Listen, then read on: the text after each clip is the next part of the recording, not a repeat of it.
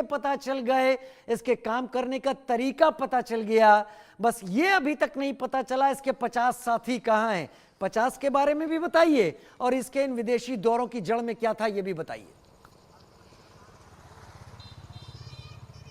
बिल्कुल राजीव, जमालुद्दीन उर्फ छांगुर बाबा का नेटवर्क 40 देशों में था।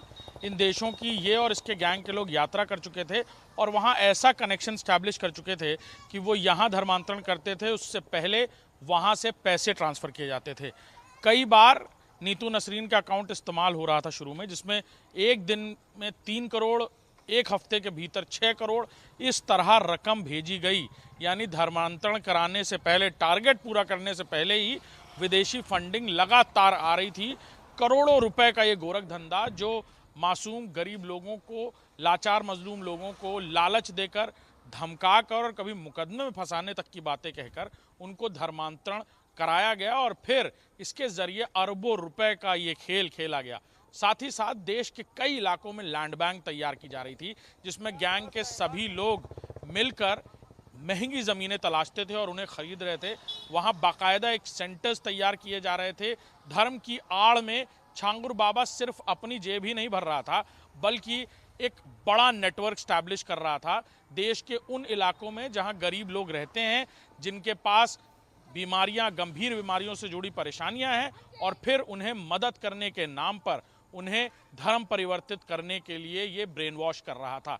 साथ ही साथ एटीएस को मिली शुरुआती जानकारी, जो सूत्रों के मुताबिक हमें जानकारी मिल रही है कि बाकायदा छांगुर बाबा खुद नेपाल पहुंचा था, जहां आईएसआई से न सिर्फ करीबियां बढ़ा रहा था, बल्कि एक बैकअप प्लान भी तैयार कर रहा था कि कभी जब ये सब कुछ पटाक्षेप हो तो उसके लिए वो कहाँ जाकर शरण लेगा, कहाँ जाकर रुकेगा, कहाँ जाकर इसकी गैंग के बाकी लोग एक बाकायदा बैकअप प्लान तैयार कर रहे थे। उससे पहले ही एटीएस ने इसे गिरफ्तार कर लिया, लेकिन इस मुलाकात की बात खुलकर सामने तब आई जब बांग्लादेश से भी फंडिंग शुरू हो गई।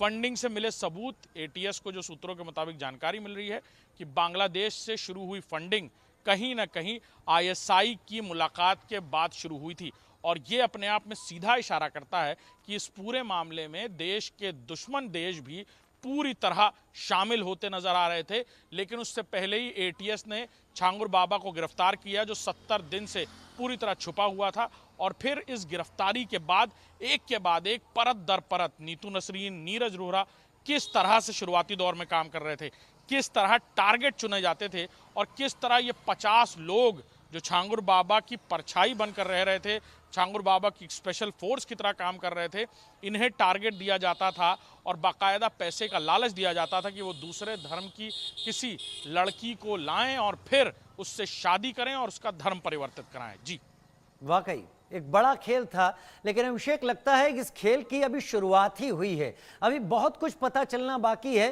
छांगुर बाबा हो सकता है एक मोहरा हो, असली खिलाड़ी कोई और हो। बहुत शुक्रिया अभिषेक इस डिटेल जानकारी के साथ मेरे साथ जुड़ने के लिए आपका।